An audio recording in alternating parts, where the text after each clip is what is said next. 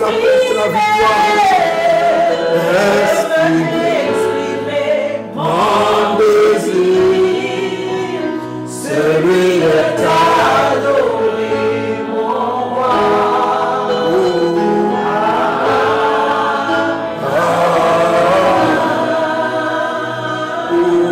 Jésus comme un étendard, Jésus comme un étendard, tu es. Comme un étendard, tu es. Comme un étendard, tu es.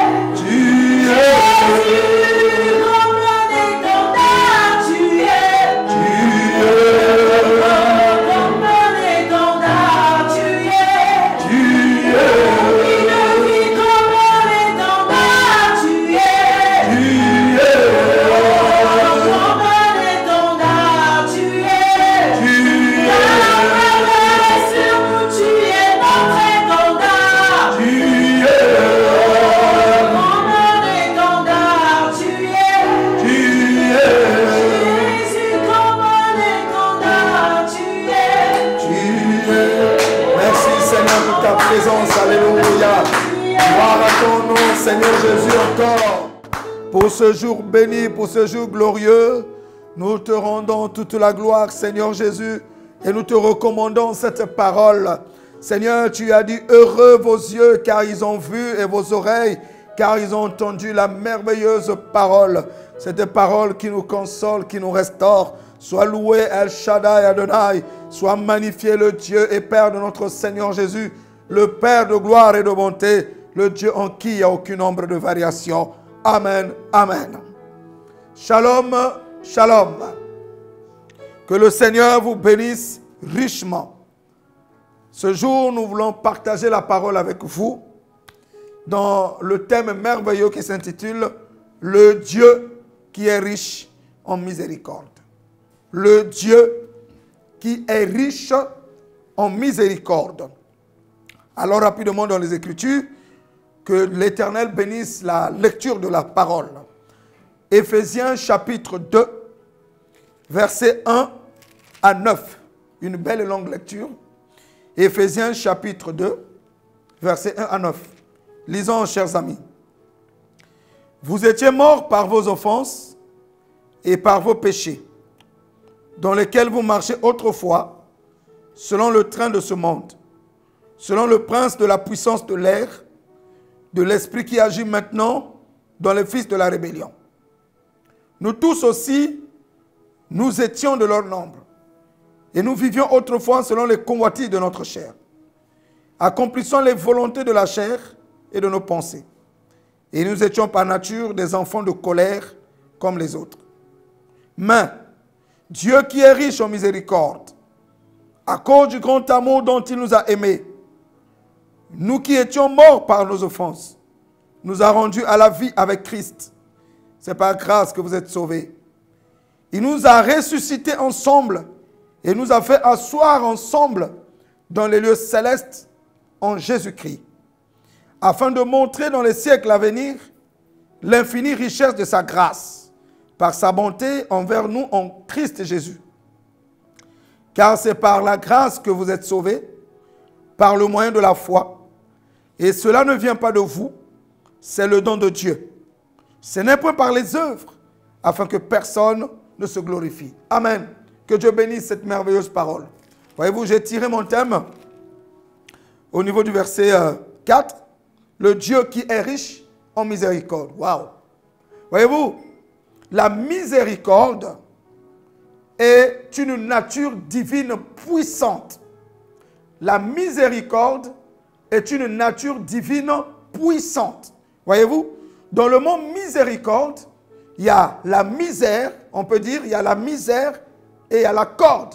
Voyez-vous, donc quelqu'un qui est dans la misère, quelqu'un qui est dans la souffrance, quelqu'un qui est dans l'esclavage, quelqu'un qui est dans la pauvreté, quelqu'un qui est dans le trouble, quelqu'un qui est dans l'angoisse, quelqu'un qui est dans l'amertume, est considéré comme une personne misérable. Mais Dieu, dans sa grâce, lui tend une corde dans sa misère, dans sa souffrance, dans son état de péché, dans son état de condamnation, pour le justifier. Oh, alléluia, quelle merveilleuse nouvelle. Voyez-vous, souvent les gens présentent Dieu comme simplement un Dieu qui juge, un Dieu qui condamne, un Dieu qui détruit. Mais Dieu, dans son immense bonté, n'est pas seulement le Dieu en tant que Père qui peut châtier, parce que souvenez-vous, la Bible dit que Dieu châtie aussi ceux qu'il aime. Voyez-vous, dans l'amour de Dieu, il y a le châtiment, c'est vrai. Mais en dehors de l'aspect châtiment, jugement, il y a un aspect puissant que Dieu a, une nature puissante que Dieu a, miséricorde. Et la miséricorde est un attribut de l'amour de Dieu. Voyez-vous, la Bible dit que Dieu a tant aimé le monde. Le monde dont il a aimé, ce n'est pas les animaux, ce n'est pas les oiseaux, ce n'est pas les mers ou les fleuves. Mais quand Dieu parle du monde, il parle de l'humanité, de la personne, de toi et moi, chers frères et sœurs. Voyez-vous, Dieu nous a tellement aimés, qu'est-ce qu'il a fait? Il a donné. Voilà pourquoi quand quelqu'un dit qu'il aime et qu'il ne donne pas, c'est que son amour est faux. L'amour donne ce qui est précieux. Voyez-vous, il a donné son Fils unique en la personne de Christ Jésus. Pour quelle raison?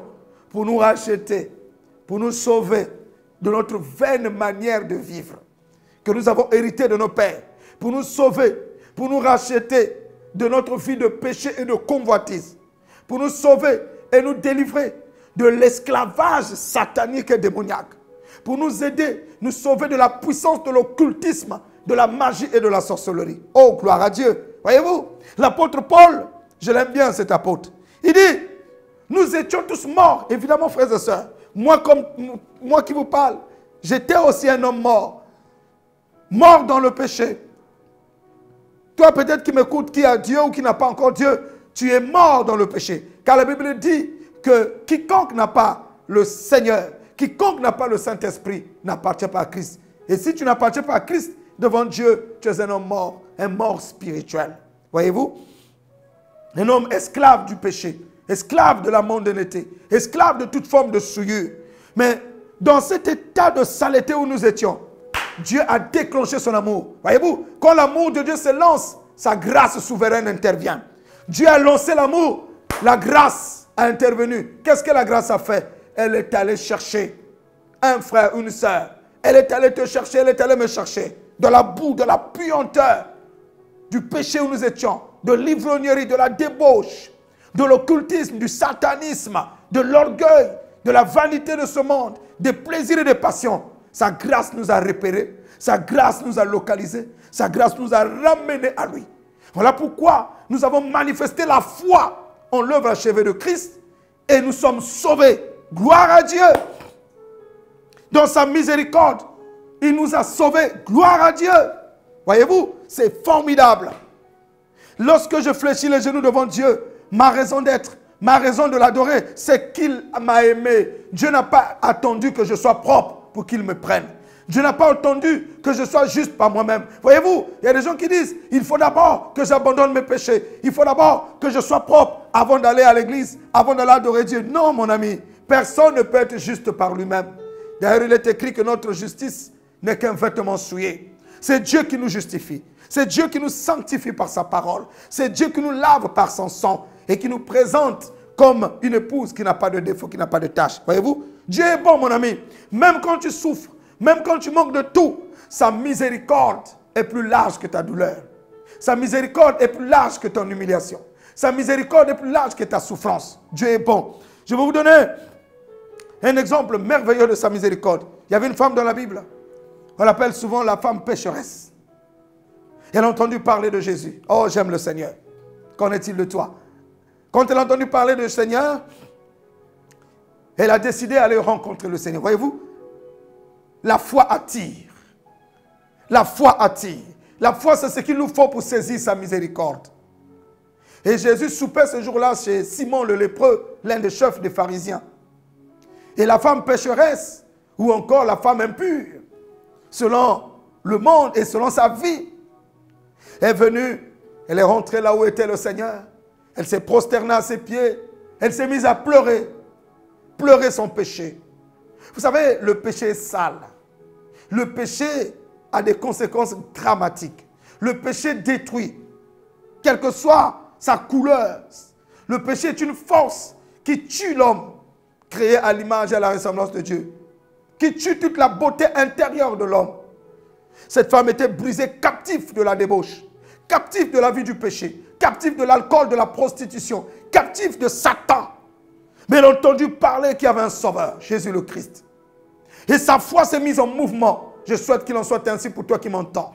Quel que soit là où tu es assis, assise, dans la profondeur du péché, dans la profondeur du satanisme, de l'occultisme, dans la profondeur de l'esclavage, de la condamnation, de la culpabilité, ou de la profondeur du rejet de ta famille, du rejet de ta société, j'aimerais te dire qu'il y a un Seigneur, il y a un Sauveur qui t'aime, qui te connaît par ton nom, qui t'apprécie même dans la profondeur de ce péché, même dans la profondeur de la pauvreté dans laquelle tu te trouves, même dans la profondeur des douleurs dans laquelle tu te trouves, même dans la profondeur du rejet, de l'amertume, de l'envie de se suicider. Il y a un Sauveur qui t'aime.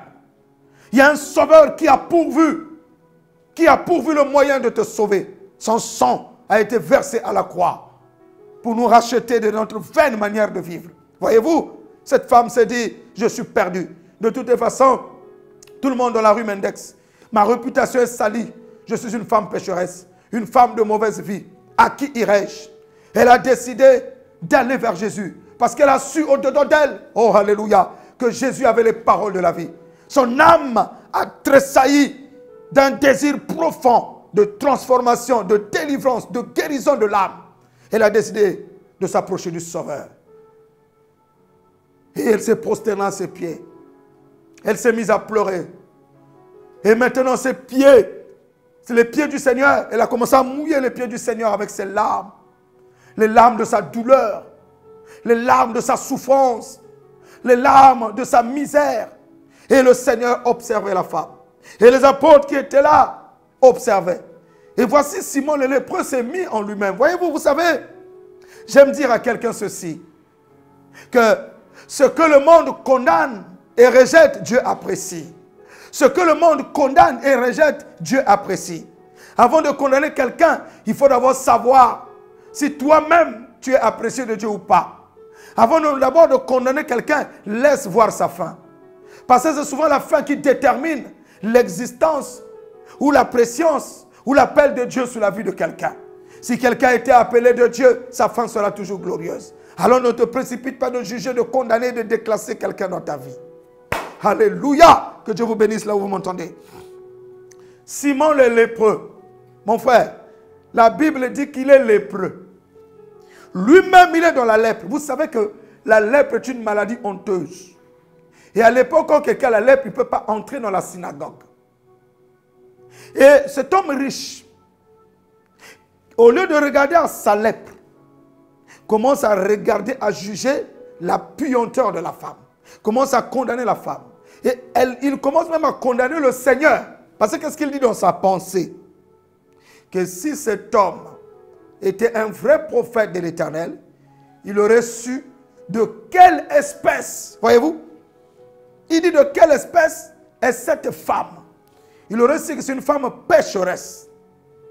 Mais cet homme qui jugeait la femme coupable, lui-même c'est un pécheur. Lui-même il est maudit parce qu'en tant que lépreux il est maudit. Voilà pourquoi vous remarquerez dans la vie, souvent ceux qui jugent les autres, eux-mêmes ils ne regardent pas leur propre condamnation, leur propre malédiction. Et le Seigneur dit que toi, qui as la paille dans ton œil, tu vas aller enlever la poutre qui est dans l'œil du voisin. Voyez-vous? Commence d'abord par nettoyer ton propre œil avant d'aller nettoyer l'œil de ton frère. Et Dieu connaissant les pensées de l'homme, parce que le Saint-Esprit sonde les profondeurs de cœur. Le Saint-Esprit connaît toutes choses. Le Seigneur a su les pensées de Simon. Et comme Dieu est bon, et le Seigneur est un fin stratège, il a dit à Simon que, en parabole, un riche homme avait deux personnes qui le devaient. Je peux paraphraser en disant, un lui devait 100 000, l'autre 200 000, et il a remis leur dette. Lequel l'aimera plus? Simon dit, oh, mais c'est simple, c'est celui qui avait plus, donc celui qui avait 200 000. C'est normal qu'il puisse l'aimer parce qu'il avait une grosse dette, Et sa dette a été annulée. Et le Seigneur dit, mais voici, je suis venu chez toi. Tu ne m'as pas lavé les pieds. Tu ne me les as pas nettoyés. Mais cette femme, depuis qu'elle est venue, elle s'est mise à laver mes pieds avec ses larmes. Et elle les a essuyés avec ses cheveux. Maintenant, je vais te dire que ces nombreux péchés sont pardonnés. Il a regardé la femme, il a dit, femme, tes nombreux péchés te sont pardonnés. À l'instant même, bien-aimé, cette femme a été libérée de la puissance du péché. Cette femme a été libérée de cet esclavage. Parce que l'amour que le Seigneur a manifesté, on repense à la foi de cette femme. Parce qu'elle est allée plus loin. Quand elle a fini de mouiller ses cheveux, essuyer plutôt les pieds de Jésus, elle a utilisé son parfum d'une grande valeur pour embaumer le Seigneur. Cette femme, remplie de grâce, a obtenu miséricorde. Et voyez là où la miséricorde l'a poussée. La miséricorde qu'elle a reçue de Dieu l'a menée à rentrer dans la révélation. Elle a offert le parfum parce que le parfum c'est le symbole du sacrifice. Elle a compris par la foi que le Seigneur allait mourir. Que le Seigneur allait aller à la croix et ressusciter pour ses péchés. Donc elle a apporté l'offrande sacrificielle, l'offrande d'adoration. Voyez-vous, quand quelqu'un reçoit la miséricorde de Dieu, tu ne peux cesser de l'adorer. Quand quelqu'un reçoit la miséricorde de Dieu, tu ne peux cesser de le louer. Quand quelqu'un reçoit la miséricorde de Dieu, tu ne peux cesser de lui dire merci. Alléluia. Cette femme a été libérée, mon ami, parce que l'amour de Dieu s'est lancé dans sa misère, dans sa souillure, et Dieu l'a relevée. Qu'en est-il de toi qui m'entends, mon ami? Quel est le péché qui te pousse à dire, moi, je ne peux pas aller dans l'église parce qu'on va me critiquer? Mon ami, mais l'homme qui te critique, a-t-il fini avec ses péchés? La femme qui te critique, a-t-elle fini avec ses péchés? A-t-elle achevé la sanctification? Ah, tu me dis, je suis rejeté par ma famille. Je n'ai plus de raison de vivre. Il y a un homme qui t'accueille. Il y a un homme qui te tend ses bras. Cet homme, c'est le Seigneur Jésus-Christ. Cet homme, c'est le Dieu souverain qui a mis toute son affection pour toi afin que tu sois relevé. Là où tu es, mon ami, là où tu es, mon bien-aimé, relève-toi. Tiens la main de Dieu. Accepte sa compassion. Accepte sa miséricorde. Vous savez, il y a un jour qui vient, qui est sombre. Un jour qui arrive, qui est difficile, où la terre disparaîtra. Souvenez-vous que Dieu avait dit, cette terre passera. Il faut entrer dans l'arche. Et l'arche, c'est le Sauveur. Actuellement, le Seigneur, dans sa bonté, dans sa miséricorde, est en train de te tendre la main par ma voix. Là où tu te trouves, quel que soit l'état, la condition de péché. Le péché, c'est la désobéissance. Le péché, c'est la rébellion. Le péché, c'est l'incrédulité. Le péché, c'est l'adoration du monde. Le péché, c'est l'idolâtrie. Le péché, c'est avoir son cœur attaché à ce monde.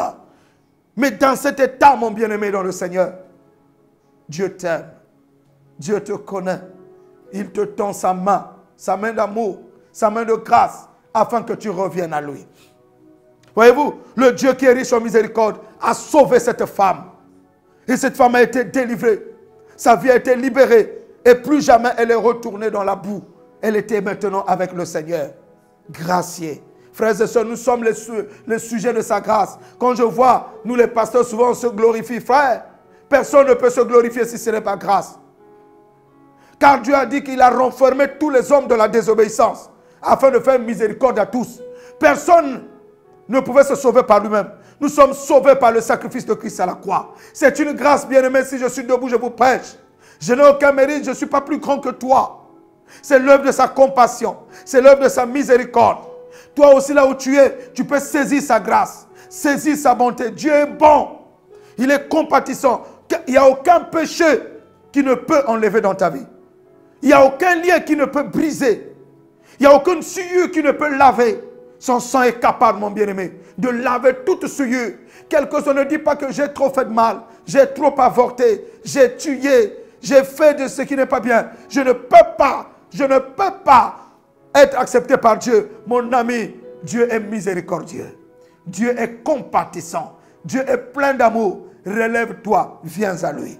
Relève-toi, accepte-le. Relève-toi, donne-lui tout ton cœur. Laisse-lui habiter en toi. Parce que il est mieux pour toi et moi, bien-aimés dans le Seigneur, de saisir la grâce de Dieu que de fouler au pied la grâce de Dieu. Parce que quand nous foulons au pied la grâce de Dieu, après quoi viendra le jugement. Je vais encore vous parler d'une autre histoire qui est si merveilleuse pour vous démontrer l'infinie richesse de sa grâce. L'infinie richesse de sa grâce. Par sa bonté. Waouh, la grâce. La richesse de la grâce. Il y avait une femme dans la Bible, Jean 4. Vous pouvez lire l'histoire dans Jean 4. C'est tellement long, je ne pouvais pas vous lire. La femme samaritaine. C'est dans l'évangile de Jean, au chapitre 4. C'est merveilleux. La femme samaritaine. Une femme que le Seigneur a rencontrée au bord du puits de Jacob. Et le Seigneur, dans sa conversation, a dit à cette femme, donne-moi de l'eau. Cette femme a dit, oh, toi tu es juif, tu me demandes de l'eau à moi qui suis une samaritaine. Ça veut dire une adoratrice des démons, selon Israël. À moi qui suis une femme rejetée, une femme de mauvaise vie, une femme de mauvaise réputation. Le Seigneur lui a dit, si tu savais qui te demandait de l'eau, tu aurais toi-même demandé de l'eau. Car il te donnera de l'eau vive. C'est ce qui est écrit, je lis le verset 13. Jésus lui répondit, quiconque, d'abord je relis un peu la partie du verset 10, c'est important. Jésus lui répondit, si tu connaissais le don de Dieu, voyez-vous, et celui qui te dit, donne-moi à boire, tu lui aurais toi-même demandé à boire, et il t'aura donné de l'eau vive, voyez-vous. Cette femme était bouleversée, parce qu'elle ne savait pas que devant lui se trouvait la fontaine d'eau vive. Devant lui se trouvait la grâce de Dieu, son salut, sa guérison et sa délivrance. Alléluia. Le Seigneur dit à la femme, la femme dit, Seigneur, tu n'as rien pour puiser. Et le puits est profond. D'où aurais-tu donc cette eau vive? Oh là là. La femme est rentrée dans cette tradition. Es-tu plus grand que le père Joseph, Jacob qui a creusé ce puits? Es-tu plus grand que cela? Elle est rentrée dans la religion, perdue de la religion. Jésus lui répondit, quiconque boit l'eau de la religion, quiconque boit l'eau du péché, l'eau de la mondanité, l'eau de la soif charnelle, aura toujours soif. Je t'invite à venir boire l'eau de la miséricorde de Dieu, l'eau de la grâce de Dieu, l'eau de l'amour de Dieu. Il dit, mais celui qui boira de l'eau que je lui donnerai, aïe, n'aura plus jamais soif. Et l'eau que je lui donnerai deviendra une source qui jaillira jusque dans la vie éternelle. Oh, la femme a crié, Seigneur, donne-moi de cette eau, afin que je ne sois plus samaritaine, afin que je ne sois plus une adoratrice des idoles. Voyez-vous, la femme qui était une femme de mauvaise vie, elle avait déjà eu 5 maris. Et le 5e qui était avec, le 6e qui était avec elle n'était pas son mari. Et Jésus était le 7e mari. Ça aussi, c'est un mystère que je vais vous ouvrir tout à l'heure. Voyez-vous, Jésus a dit, waouh femme, apparemment, c'est vrai que toi tu es prophète. Tu m'as dit tout ce que j'ai fait. Et à l'instant même, la puanteur de la débauche était tombée. La puissance de sa captivité était brisée à cause de la parole de grâce, à cause de l'amour de Dieu qui était libéré par Jésus. La femme a été détachée. Oh, je vais dire à quelqu'un que Jésus est ton 7e mari. Voyez-vous, 7, c'est la perfection divine. La femme est restée pendant 6 ans, je vais dire, 6 années, pour simplifier un peu le chiffre, dans l'esclavage du diable. Quand le 7e est venu, Jésus, dans sa perfection divine, a racheté cette femme, a délivré cette femme de la malédiction. Souvenez-vous des murailles de Jéricho qui se sont brisées 7 jours. Et le 7e jour, il y a eu 7 tours et les murailles se sont écroulées. Souvenez-vous qu'il y a 7 yeux qui sont tout autour de l'autel du roi de gloire. Et 7, c'est le symbole de la divine grâce de Dieu, la divine perfection de Dieu qui vient racheter l'homme qui a été égaré. Et je proclame que Dieu te rachète là où tu es. Quelle que soit la même si tu étais comme cette femme samaritaine, une prostituée, que la main de Dieu te touche et que Dieu te relève. Même si tu es une femme pécheresse, comme la femme qui est venue rentrer dans la maison de Simon. Oh, je prie que la compassion de Dieu t'atteigne. J'aimerais dire à quelqu'un, n'écoute pas le diable. Il vient pour condamner. Il vient pour nous amener à vivre une vie de péché. Mais il n'a aucune solution pour nous sauver. Il n'a aucune solution pour nous relever. Mais la miséricorde divine est la solution par excellence. Voilà pourquoi j'aimerais dire à quelqu'un, oh, l'Esprit de Dieu me dit de te dire, tu es un chrétien, tu es refroidi, tu es rétrograde, parce que tu as commencé à revivre les mêmes vies de péché, et tu sens la culpabilité, et tu sens que tu ne peux plus avancer. Laisse-moi te rappeler une chose, 7 fois le juste tombe, 7 fois Dieu le relève. Je vais te dire une chose, parce que le Seigneur met dans mon cœur une parole profonde. Il y a beaucoup de chrétiens qui sont en train de me suivre, mais ces chrétiens sont devenus rétrogrades. Ces chrétiens sont devenus fragilisés. Ces chrétiens sont remplis de culpabilité. Ils n'ont plus de force pour monter dans la présence de Dieu parce que le diable leur rappelle leurs fautes. Et ils sont dans le péché et ils n'arrivent plus à se relever. Ils sont culpabilisés, condamnés. Laisse-moi te dire une chose. Il y avait dans la Bible le fils prodige. Il avait récupéré son héritage et il a gaspillé son héritage avec les femmes. Et il s'est mis à souffrir. C'est comme toi, tu étais un chrétien fervent, un chrétien enflammé, un chrétien qui chassait les démons, qui priait fort, qui jeûnait. Mais depuis un moment, tu es retourné dans la boue. Tu es retourné dans les boîtes, tu es retourné dans les bars, tu es retourné dans l'alcool, tu es retourné dans la vie des femmes, tu es retourné dans le mensonge, dans le vol, tu es retourné dans le cultisme, dans l'idolâtrie, tu es retourné à la haine, à la méchanceté et tu ne sais plus quoi faire. Laisse-moi te dire une chose. L'enfant prodige, là où il était dans sa misère, il s'est relevé. Il y a eu quelque chose qui est monté en lui, la foi, la profondeur divine est montée en lui. Il dit non, je ne peux plus continuer à vivre dans cette souffrance. Je ne peux plus continuer à vivre dans le péché. Frère, il mangeait même la nourriture des cochons. Et même la nourriture des cochons, il se disputait cette nourriture. Mais quand il est rentré en lui, il a dit non, dans la maison de mon père, même les esclaves ont de la nourriture. Il s'est dit, voici la fin de ma souffrance. Je dois retourner chez mon père. Et bien aimé, il s'est levé. Je proclame que tu te lèves là où tu es, s'il te plaît. Lève-toi, quel que soit ton péché, quel que soit ce qui t'a culpabilisé. Vous savez, Satan, c'est un champion. Il sait nous jeter dans le péché. J'ai l'habitude de dire, oh, un vrai fils de Dieu, ce n'est pas celui qui ne pêche jamais, mais celui quand il pêche, il doit se relever afin de ne plus tomber dans la même chose. Si tu es tombé là où tu es, relève-toi. Dieu t'entend, Dieu te veut, Dieu t'aime. Sa grâce n'est pas encore perdue. Ce n'est pas encore le temps de jugement, mon ami. Le jugement n'est pas encore arrivé. C'est l'heure de la compassion de Dieu. C'est l'heure de la miséricorde de Dieu. C'est l'heure du salut. Tu peux te relever. Secoue ta poussière, secoue ta honte, la honte que les gens vont te juger, la honte que les gens vont dire, mais elle était une chrétienne, il était un chrétien, pourquoi il fait ceci? Frères et sœurs, nous savons que nous branchons de plusieurs manières, mais quand nous branchons, il y a eu un couloir qui est ouvert, il y a le sang d'Emmanuel qui est là, il y a le sang de Jésus qui est là, il y a le sang de Jésus qui peut encore nous relever. Je déclare que Dieu, par sa grâce, te relève là où tu es. Voyez-vous, l'enfant prodigue s'est levé. Quand il est arrivé de la maison de son père, waouh, son père lui a donné un anneau. Son père lui a fait un grand festin. Et tout le monde était dans la joie. Alléluia. Ton anneau l'anneau qui est le symbole de la couronne que Dieu réserve aux vainqueurs. L'anneau qui est le symbole de l'héritage que Dieu réserve aux vainqueurs. Et toujours avec le Père. Là où tu es, bien-aimé dans le Seigneur, relève-toi. Là où tu es, mon frère, ma soeur, relève-toi. Retrouve la joie de prier. Retrouve la voie de l'église.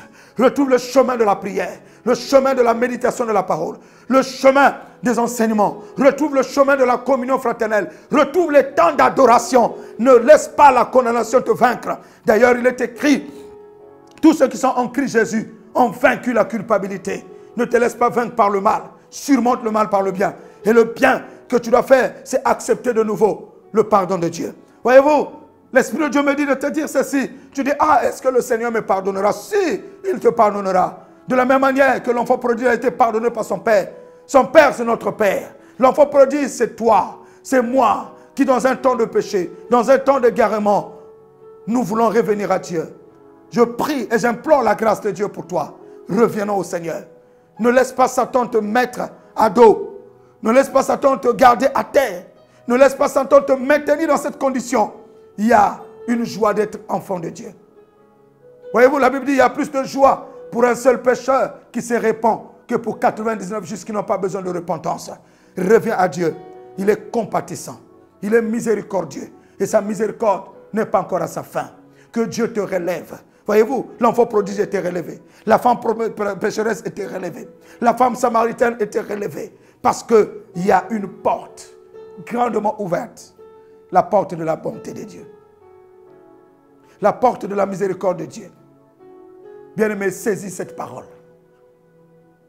Là où tu es, saisis cette parole. Ne laisse pas passer cette parole. Dieu t'aime. Le Seigneur a besoin que tu retrouves la vie. Le Seigneur a besoin que tu retrouves le bonheur. Le Seigneur a besoin que tu retrouves la joie. Il est venu chercher et sauver ce qui était perdu.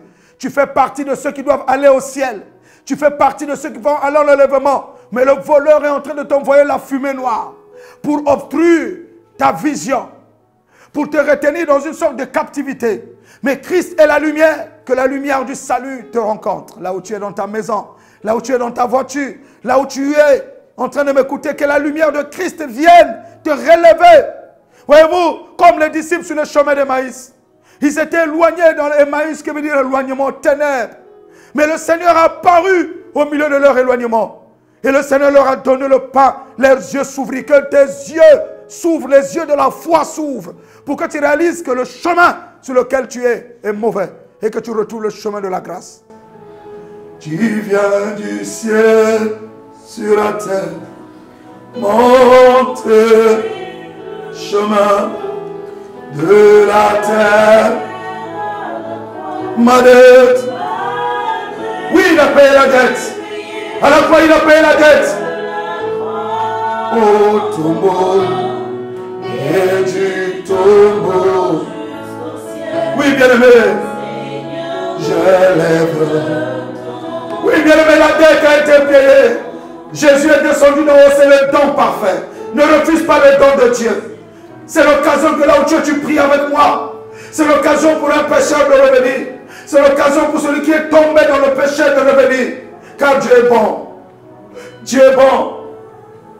Oh, tu viens du ciel. Oh,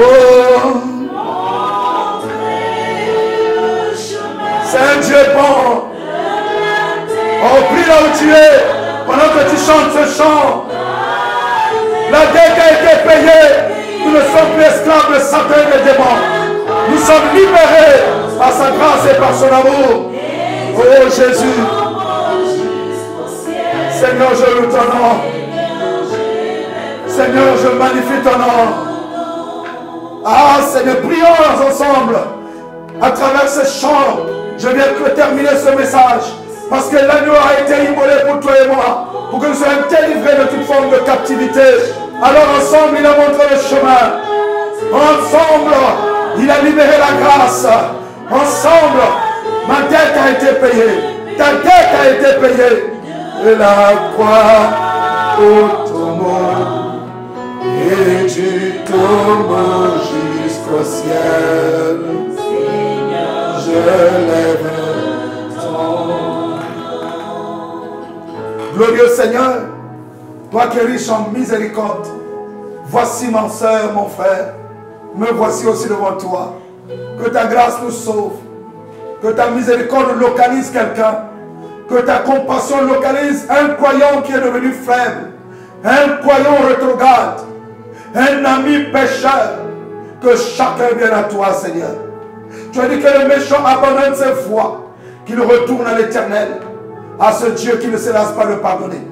Que le chrétien rétrograde se souvienne de son Créateur, qu'il se relève et que son péché soit ôté par le sang de Jésus. Que les pécheurs retrouvent le chemin du Sauveur, car toi tu es miséricordieux. Merci Père de ramener les hommes à toi.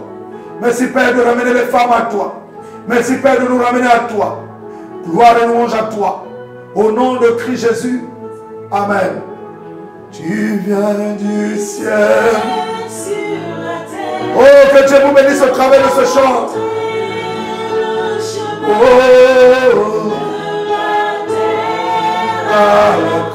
ma dette est payée. Oh, quoi? Gloire à l'agneau.